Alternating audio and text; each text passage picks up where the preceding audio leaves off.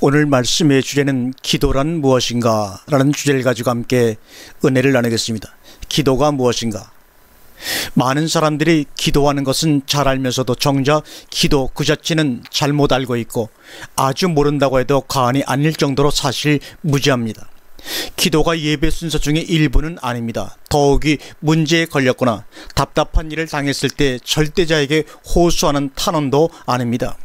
뿐만 종교인들의 습관적인 행위, 아니 습관적으로 해야 하는 종교의식 중에 하나는 더더욱 아닙니다. 그리고 또 반드시 우리가 기억해야 할 것은 기도는 내용이 핵심이 될 수가 없습니다. 다시 말해서 어떤 내용을 중심으로 즉 기도할 내용이 있기 때문에 꼭 기도해야만 하는 것도 아닙니다. 우리는 기도와 기도한다는 것은 분명히 이 시간부터 구별해야 합니다. 기도한다가 기도에 선행할 수가 없습니다. 기도가 기도한다로 발전할 뿐입니다.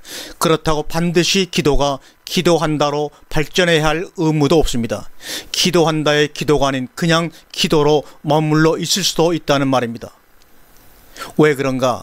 첫째, 기도는 관계성이기 때문입니다. 기도하는 자와 기도를 받는 자와의 상호 관계성이 바로 되지 아니하고서는 기도란 있을 수 없기 때문입니다.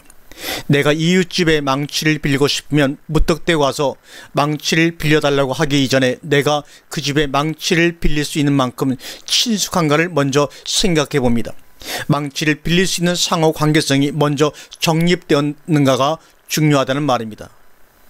하나님과 구청장은 다릅니다. 구청장은 해당 구이면 누구나 청혼하고 만날 수 있지만 하나님은 그 하나님과 정상적인 관계, 즉 부자지간이란 상호 관계성이 먼저 성립되어야 합니다.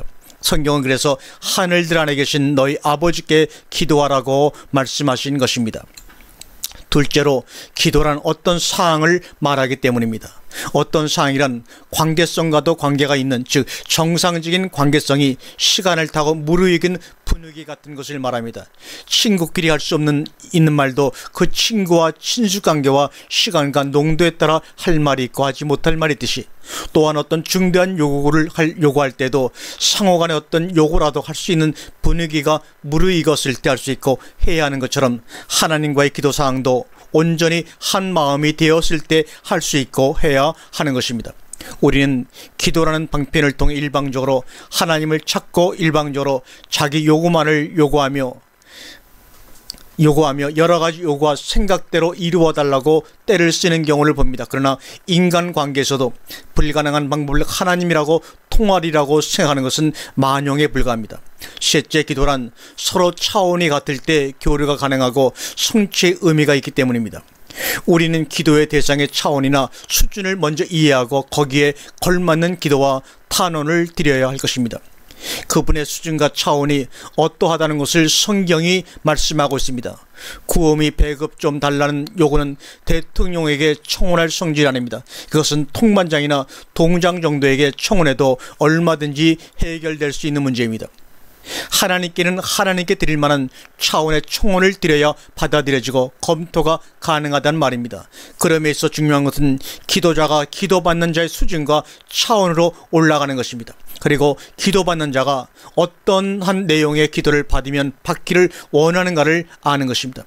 이것을 알고 나면 오늘날 기도군들의 90%는 그 내용에 흥미를 느끼지 않을 것입니다. 그러므로 기도하기를 포기하고 말 것입니다. 나머지 10% 정도도 내가 그분의 뜻을 알고 그분의 원하신 대로 기도한다 해도 그분이 나에 대해 심사를 해야 하므로 내가 그분의 심사에 옳다심을 얻을지조차도 불분명합니다. 그렇다면 누가 기도할 수 있으며 기도해서 응답을 얻어낼 수 있겠는가 하는 의문이 듭니다. 그러므로 기도란 말하기보다는 듣기가 앞서야 하고, 아니 거의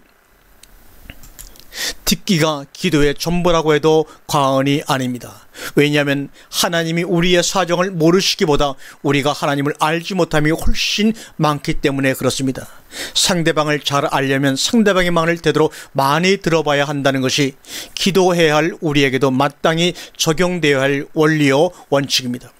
우리는 하나님께서 우리의 사정을 들어주시길 원하지만 하나님께서는 당신의 말을 우리가 들어주기를 원하십니다. 사랑하는 여러분, 어느 쪽을 선택하거나 고집할 것입니까? 결단을 내리시기를 바랍니다. 아멘.